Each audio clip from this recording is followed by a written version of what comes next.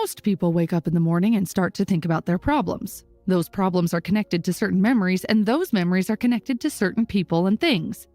Your brain is like an old tape recorder that plays back to you the same cassette over and over every day. If your brain is the record of the past, then the moment you start your day, you are already thinking and living in the past. Each one of your memories has emotion, and the emotions are the final product of past experiences. So the moment you recall the memories of your problems, all of a sudden you feel unhappy, you feel sad, you feel pain. How you think and how you feel creates your state of being. In other words, it creates your character. If your entire state of being when you start your day is in the past, it means your past, sooner or later, will become your future. For example, something that happened yesterday made you angry. Today you wake up and think about it, and you feel angry again. Keep doing this for 2 days and people will think you are having a bad day. Keep doing it for 1 week and people will think you're in a bad mood. If you continue long enough, soon anger will become part of your character. You will be known as someone who is always angry.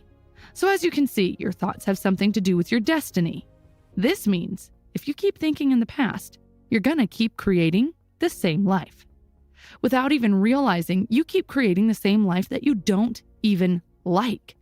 Here's how it usually happens. You wake up and grab your cell phone. You check your Instagram, check your WhatsApp, read a few emails or texts. Then you check the news, and now you finally feel really connected to everything that's known in your life. After that, you go through a series of routine behaviors. You get out of bed on the same side, you go to the toilet, you get a cup of coffee in your favorite cup, you take a shower, you get dressed, and you take the same bus or drive to work the same way. Finally, you get to work and you see the same people that push the same emotional buttons. When the work is done, you hurry back home to do the same things all over again tomorrow. This becomes your routine, and routine works like a computer program, and now you have lost your free will to a program. It is no longer you who runs the show, but the subconscious program. 95% of who we are by the time we're 35 years old is a memorized set of behaviors, emotional reactions, unconscious habits, hardwired attitudes, beliefs, and perceptions that function like a program. So then you can say, with your 5% conscious mind, I want to be healthy, I want to be happy, I want to be free. But the body is run by a different program. You are putting the 5% conscious mind against the subconscious mind, which is 95%. This is like putting an average skinny guy against an Olympic-level power lifter in a weightlifting competition. No wonder you can't make changes and end up going back to the old program and creating the same life. So then how do you begin to make changes? Well, you have to get beyond the analytical mind, because what separates the conscious mind from the subconscious mind is the analytical mind. And that's where meditation comes in. Through the practice of meditation, you can learn how to change your brainwaves and slow them down. And when you do that properly, you can enter the operating system, where you can begin to make fundamental changes. Most people wait for a crisis, trauma, disease, or diagnosis in order to start changing. Joe Dispenza's message is this: why wait for negative things to happen? You can learn and change in a state of pain and suffering, or you can learn and change in a state of joy and inspiration. Most people spend 70% of their life living in survival. They live in stress. So they're always anticipating the worst case scenario based on past experience. They literally choose the negative things out of the infinite potential in the quantum field. They're selecting the worst possible outcome. This is like looking at the menu with an endless amount of food and drinks and choosing the worst possible option. This is how it happens. Every time you recall the negative event, you produce the same chemistry in your brain and body as if the event is occurring again. You are sending the same emotional signals to the body. Your body is your unconscious mind, in a sense. Your body doesn't know the difference. Your body thinks that the event is actually happening right now. Most people are constantly recreating their negative emotional states by constantly thinking about them. So when it comes time to give up that negative emotion, they can say, I really want to change. But the problem is that the body is stronger than the mind. The body has been conditioned for years to negative emotions. The body was a servant once, but now has become the master. All of a sudden, when you decide to change and step into that unknown, the body doesn't like it. The body would rather feel guilt and suffering because it feels familiar and it can predict it. Being in the unknown is a scary place for the body. Entering into the unknown is like stepping into a deep river. The body knows that if you succeed in passing to the other side of the river, it will die. It will do anything it can to stop you. This is why the moment you start meditating, suddenly your nose starts scratching. You remember an important task you had to do, and out of nowhere, you get a memory from 20 years ago. This is your body saying, "Come on, just give up and let's go back to our old miserable life." The body has a lot of tools, and it will use every single one of them to stop you from entering the unknown. The unknown is the best place to create your future. And the easiest way to enter the unknown is through meditation. Once you are in a deep meditative state, you can start creating your future. What kind of new life do you want? What behaviors do you want to demonstrate? What kind of person do you want to be? The act of mentally closing your eyes and rehearsing the things or behaviors you want in your life is the best way to create your future. If you're truly present, the brain does not know the difference between imagination and real life experience. Through the act of imagination, you are installing the software programs of your future life. Now your brain is no longer a record of the past. It's a map to the future. And if you keep doing it, who knows? You may just start acting like a happy person.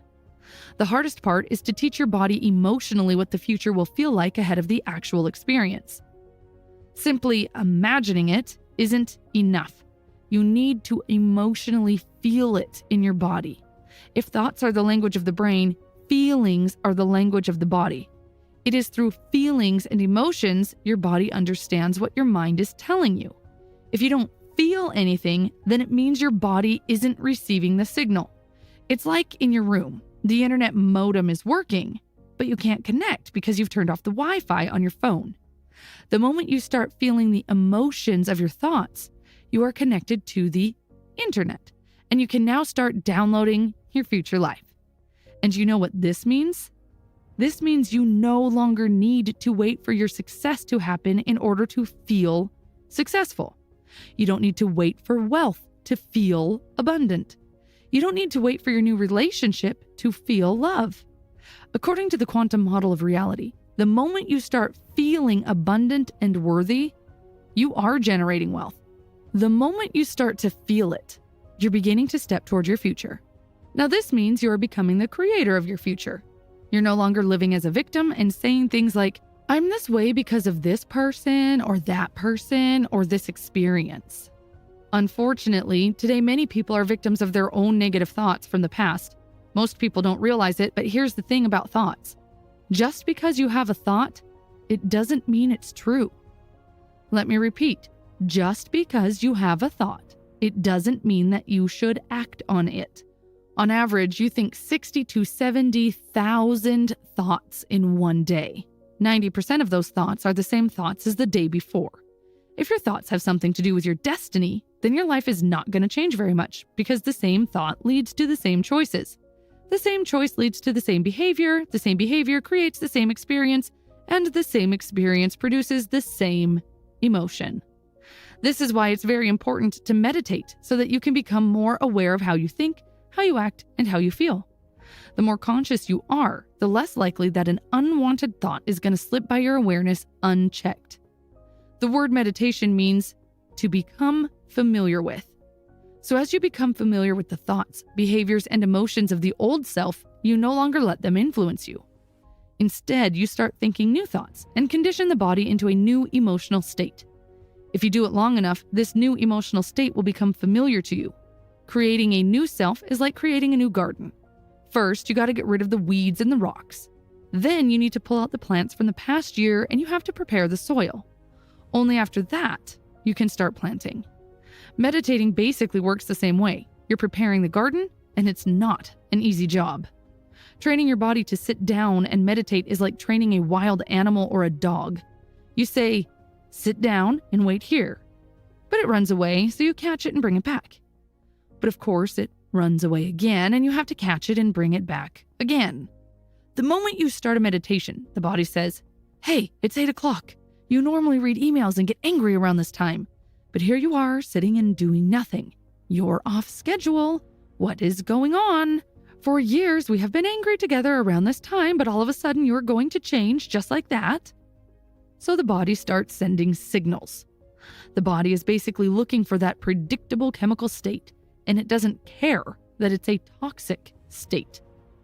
Every time you become aware of what your body is doing and bring attention to the present moment, you're telling the body it's no longer the mind and you are the mind.